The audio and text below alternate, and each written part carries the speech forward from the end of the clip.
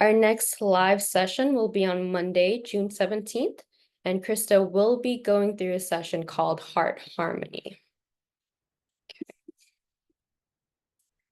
PD Health at Home is presented by the Light of Day Foundation, whose generosity has made this programming possible. The Parkinson's Foundation provides weekly educational and wellness programs virtually through our PD Health at Home series, including Mindfulness Mondays, Wellness Wednesdays, and Fitness Fridays. As a reminder, all of our programs are held at the same time, 1 o'clock Eastern Time.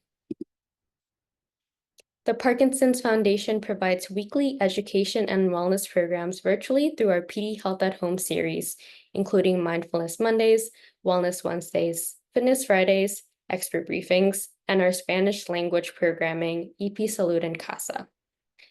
On our Wellness Wednesday this week, we will talk about the different types of Parkinsonisms and how they are diagnosed and treated. Find out more and register for our PD Health at Home events at parkinson.org/pdhealth. And now, without further ado, I would like to introduce today's presenter, Dr. Taylor Rush. She is a familiar face if some of us here have been joining us for quite some time now. Dr. Taylor Rush is joining us from Cleveland Clinic.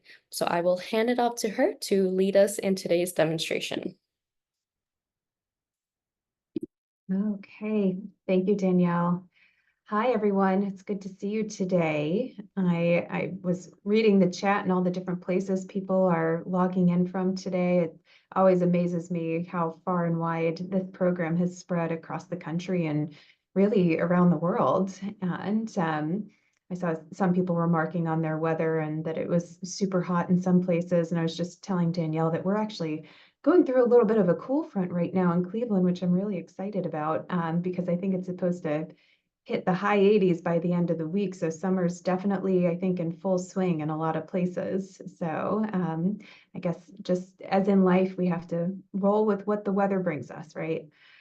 So today I thought that we could spend a little bit of time discussing the core attitude of letting go, which is something that I think we end up talking a lot about with mindfulness through different practices. And something that I often will talk with people about is letting go and how that can help with feeling unstuck.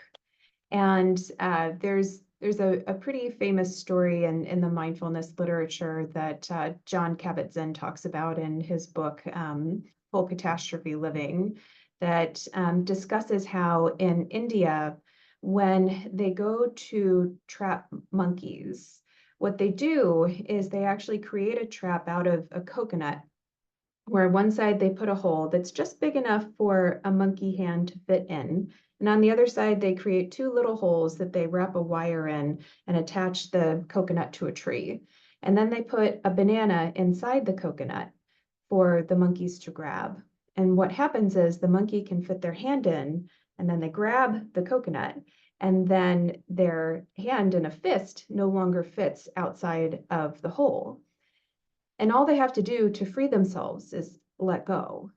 But the monkeys tend to hold on to the banana, feeling as if there is no other option, even though in that circumstance, it is not something that will serve them well in the long run. And he talks about how in life, we so often find ourselves in situations where we may hold on to things that don't necessarily serve us very well. And this can be that we hold on to thoughts about situations that don't serve us well. We may hold on to certain emotions that in the long run keep us stuck in certain negative states.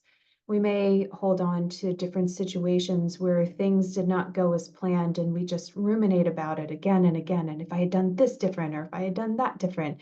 And so even though the situation is in the past, we continue to relive it as if it's in our present. And sometimes it's about letting go of expectations, because we may have a certain idea of how things are supposed to go. And we end up using a lot of the S word, which is should. I should be able to do something a certain way, or this should happen this certain way. And so sometimes these expectations that we hold on to end up just beating us down and making us feel worse about ourselves. So being able to let go actually allows us to move on with our life, see situations for what they are, and hopefully become unstuck.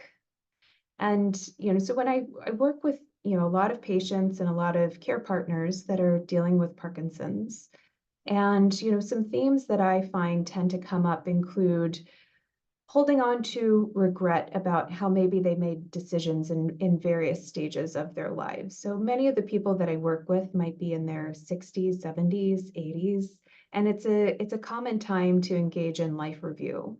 And while some people may look back and they may be proud of accomplishments or happy about their connections to family, others have a lot of regrets about decisions that they made. And maybe they made the best decision they could at the time, but now with new information, perhaps they would have done something differently.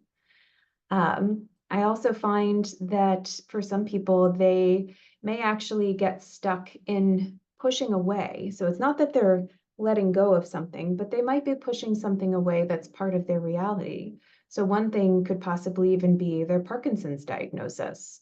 So, they may be given their diagnosis and they're like, no, I don't think that's what I have. Or even if I do, I don't want to think about it. And so there's this active pushing away of information that actually might lead them to being stuck in a less than ideal health situation. And then other times there's a stuckness with holding on to something that doesn't serve them, like holding on to certain negative emotions that colors how they interact with others, or they may hold on and hyper focus on some of their health symptoms, which then may completely block out or override other components of their experiences. And so I think it's important to sometimes take a step back and say, are there things that I'm holding on to that's creating some stuckness for me? Are there some things that I might be pushing away that may also be doing the same thing? Because sometimes when we push things away, it has this tendency to kind of boomerang back on us. And then, we may say, gosh, I don't want to be angry. Anger isn't a good emotion. I shouldn't feel this way. There's that should word again, right? And so, but maybe we have a legitimate reason to be angry about a situation that's going on. And then, for some people, they may be angry that their Parkinson's symptoms are starting to get worse. And to some degree, I think that anger is valid. But if you try to push the anger away, whatever we resist tends to persist. And so we may think that it's gone, but really it's just going to come back and bubble up in a different way.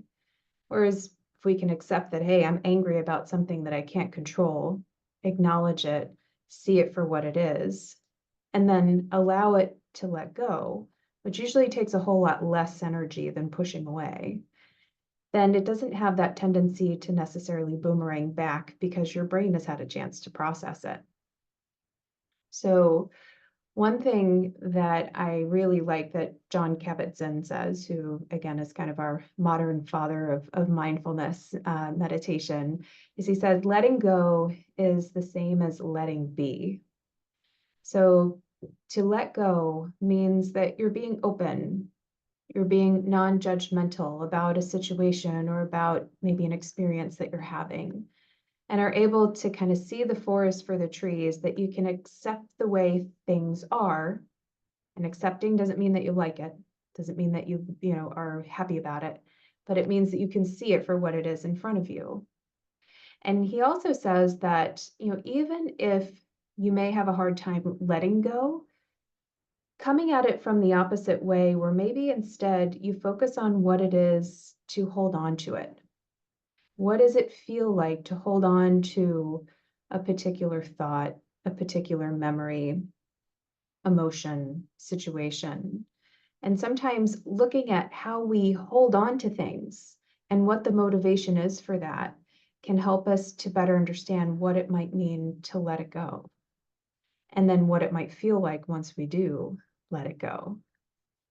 And so I thought that we could do a little bit of a meditation today that focuses on visualizing that act of letting go. And I've done some imagery exercises with you guys in the past with some lake meditations and some mountain meditations. And I think today we're gonna kind of go in that vein because I think it gives us something concrete to think about in our mind's eye. So this is a letting go meditation that's inspired by a meditation created by Anthony Lombardo. So I want to give credit where credit is due. I've made a few tweaks to it for our purposes today. Um, but as far as the, getting prepared for the meditation, as you guys know, let's just get into a comfy position, sitting, lying down, whatever position feels best for you. And certainly you are welcome to close your eyes if that is comfortable for you. For some people, it helps to maybe have a soft fixed point a few feet in front of you where your gaze can lower to the floor, whatever works best. Just briefly noticing where your body is in relation to other parts. So noticing your feet and any pressure points that you may feel on the floor.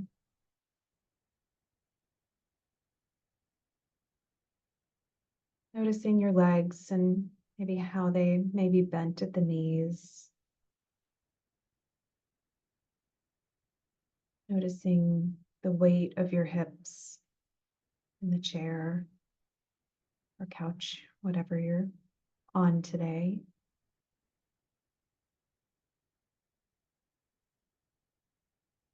Noticing the weight of your arms, maybe up against your body,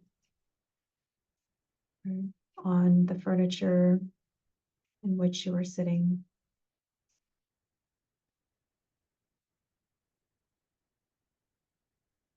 Noticing your spine and the pressure points against the furniture.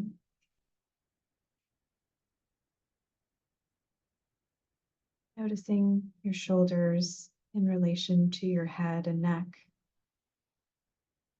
As sometimes we can end up wearing our shoulders as earrings without even realizing it.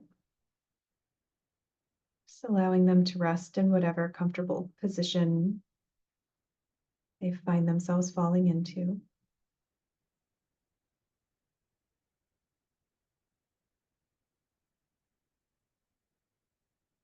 And then briefly we'll anchor to the breath.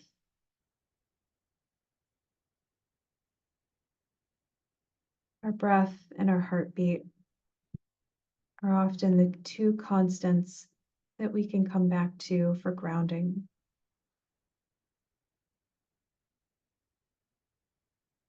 And when we connect to the breath, it allows us to dismiss some of the busyness of our minds, being able to slowly find a rhythm, noticing the cadence of your breath.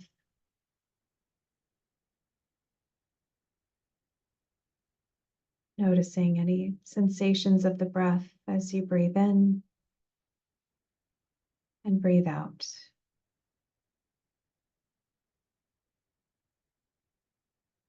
Without needing to change the breath in any way.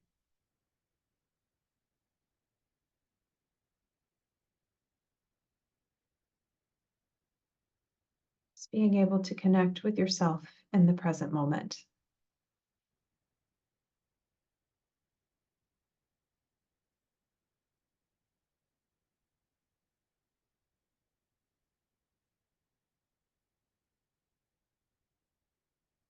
As you notice other thoughts that may insert themselves into your mind space, that's okay.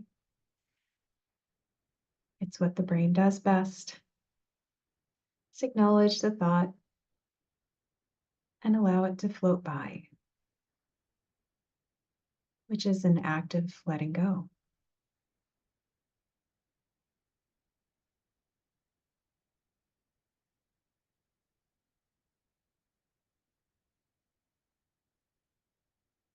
Now I want you to consider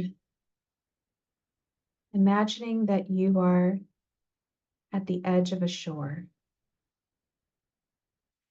It could be the shore of a lake, an ocean, something that you can picture quite vividly.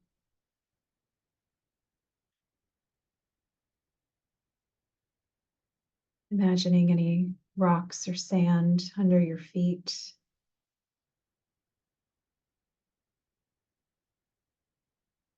Hearing gentle waves splashing along the shore. Seeing the water sparkle in reflection of the sun.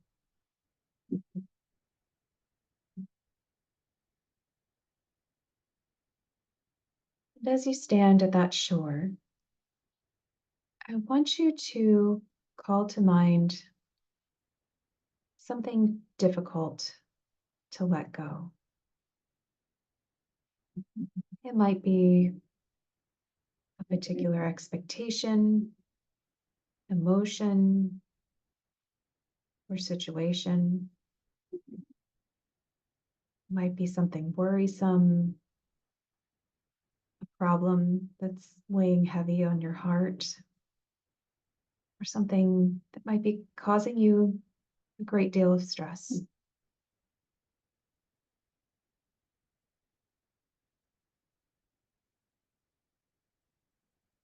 And as you conjure whatever that is,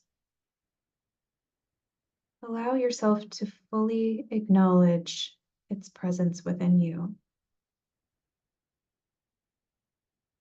noticing where you might feel it. Some people, it may feel like a block in their throat, could feel like a stone in the pit of their stomach, make them feel antsy. Just allowing yourself to notice what physical sensations come up as you conjure the thing that is difficult to let go.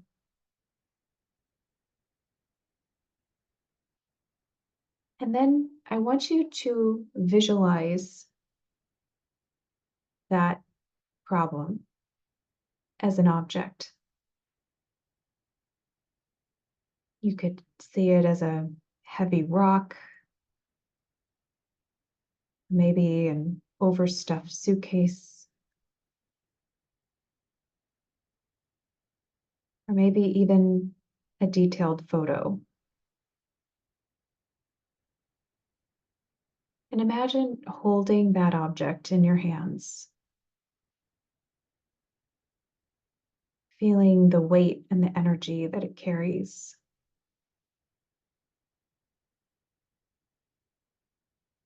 Again, focus on how that might feel in your body,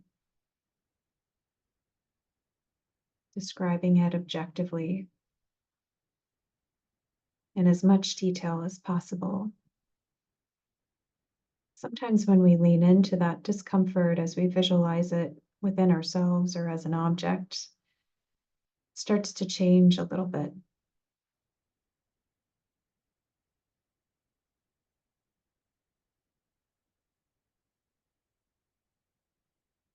And now I want you to imagine that at the edge of that shoreline is a canoe.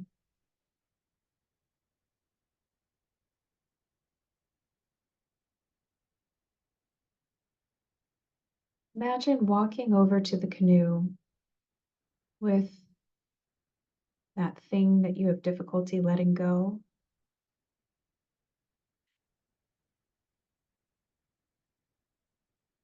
And allow yourself to gently place it into the canoe.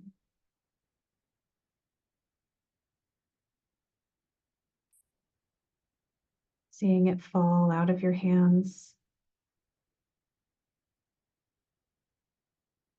And then giving the canoe a slight nudge away from the shore, watching it slowly drift out into the water. And as you watch the canoe drift. Imagine yourself letting go of that burden while saying the words, let go, let be.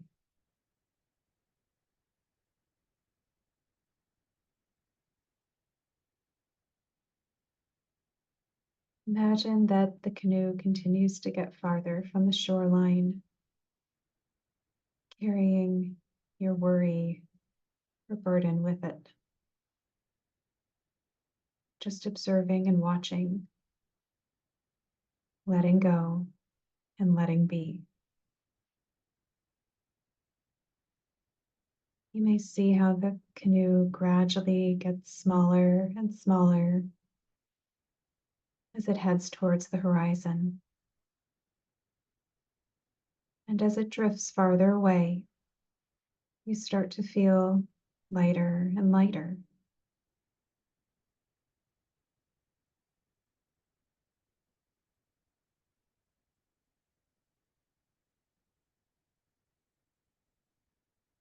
Really just allowing yourself to be curious to see how it feels to be a distance from this burden.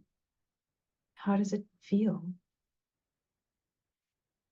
in your body, in your heart, in your head?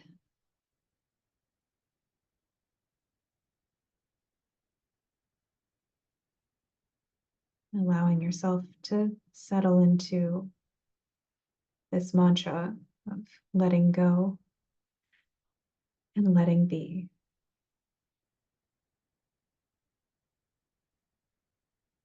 So that in other situations, when you start to feel stuck, you can come back to this imagery. You can come back to this mantra. Connect to your breath, allowing yourself to let go and let be.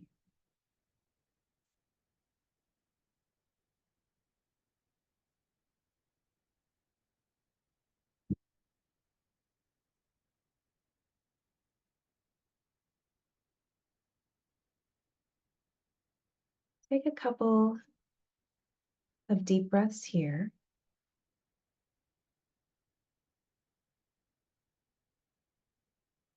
Allowing yourself to come back and ground into your body a little bit. Feeling your toes on the floor, maybe applying a little pressure as you wiggle them. Allowing your hands to move, your shoulders to shift.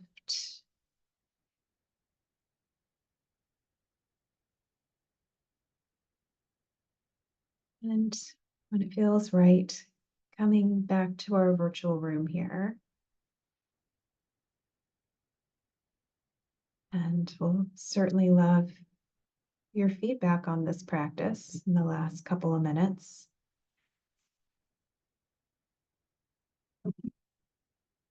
Starting to see some eyes open here. I always tell people that, every day when you come into your mindfulness practice, it's a new opportunity and it's a new experience. And some days it can go really awesome and you can say, man, I really nailed it today. This was great. And other days it's like, oh my gosh, what was I thinking? This is really, I'm limping along today. So, it's always going to be a little bit different, and that's okay. It's like, pulling water from a stream. It's always going to be different water. It's always going to be a different experience. So would love to hear your thoughts on how it is today, because I think this topic of letting go is not always an easy one. And sometimes we can pick things that might be a little bit easier to let go. And so it might be good to start at the bottom rung of the ladder with that. And then sometimes they can be things that we really struggle with and have had a hard time holding on to, or withholding on to them for a very long period of time. So I think sometimes it depends on the target that you pick for becoming unstuck. So we have some people who said that it was peaceful. I've got a couple of peaceful. I feel like the water ones always get a lot of peaceful comments. And let's see. So Sandy said, so powerful. And you said, gently placing your object in the canoe. And my urge was to chuck it very hard into the water as far as I could throw it. So see, but that's the difference, right? Between letting go versus pushing away. If we chuck that object out into the ocean, what might happen? It might end up right back on the shore. And so, I think that often we can sometimes see that those acts of chucking the object don't get us as far as being able to let it go. And some people said that this was a well-timed meditation, so I guess I chose well today. And imagery was helpful. I think we do well with imagery as humans. A lot of times we tend to be very visual. It's why, the invention of the television has stuck around for so long and why art has been around for millennia, right? We are visual, very visual creatures. And so I think the more that we're able to do that with the meditation practices, I think it really is a helpful stepping stone for some of these attitudes. So I'm very glad to hear that that was helpful for you guys. And Kathy said, picturing the canoe floating away is great imagery. Perfect. Oh, good. Well, thank you guys. Let's see. Letting go is tough.